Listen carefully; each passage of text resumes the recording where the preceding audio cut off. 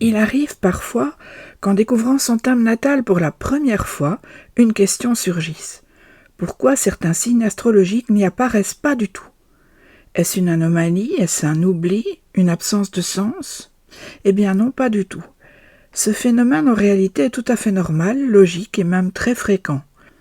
Pour bien comprendre ce que cela signifie, il faut d'abord rappeler la structure d'un thème astral.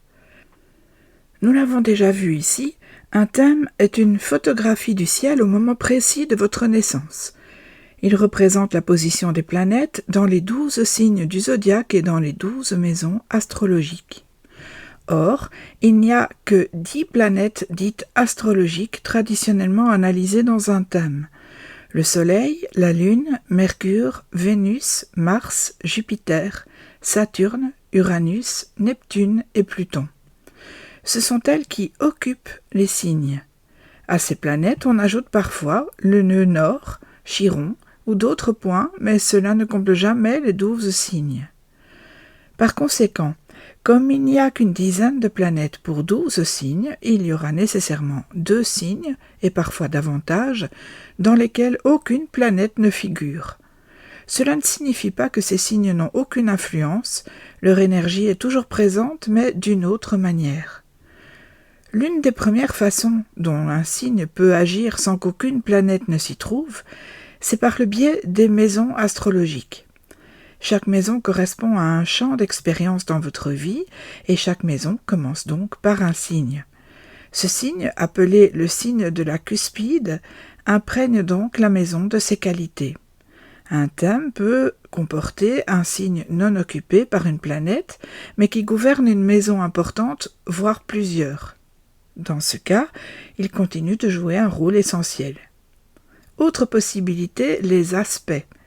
Même si un signe est vide de planètes, les planètes qui lui sont voisines peuvent former des aspects ou relations angulaires avec ce secteur du ciel. C'est particulièrement vrai dans les configurations tendues, comme les carrés ou les oppositions, qui peuvent activer ces signes vides de manière indirecte. En astrologie, rien n'est jamais véritablement absent ou inutile. Cela dit, certaines personnes s'interrogent. Un thème sans planète dans un signe signifie-t-il qu'on ne possède aucune des qualités liées à ce signe? Là encore, la réponse est non. Les qualités des signes zodiacaux sont présentes en chacun de nous à des degrés divers. Le fait qu'un signe soit vide n'efface pas ce qu'il représente. Il est simplement moins central dans l'expression immédiate de votre personnalité. Il ne s'exprime pas par une planète, mais peut apparaître dans votre manière d'aborder certains domaines de la vie. Un exemple. Un thème sans planète en Scorpion, mais dont la cuspide de la maison 8, qui est la maison associée au Scorpion, se trouve justement dans ce signe. Cela pourrait indiquer une relation particulière à l'intimité, aux transformations profondes ou à la notion d'héritage, vécue à la manière du Scorpion, même si aucune planète ne vient l'exprimer directement. Enfin, notons qu'un signe sans planète est parfois vécu avec une certaine frustration ou un manque, comme si quelque chose échappait à la conscience. Cette absence peut inciter à aller chercher, à compenser, à découvrir.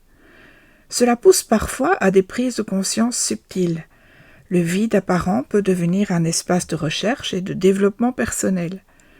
En résumé, ne pas avoir de planète dans un signe ne signifie ni un oubli ni un défaut. C'est un silence apparent, mais jamais un vide réel. Le thème astrologique tout entier agit en réseau, en équilibre, et chaque élément, même discret, participe à sa cohérence globale. À bientôt pour un prochain épisode.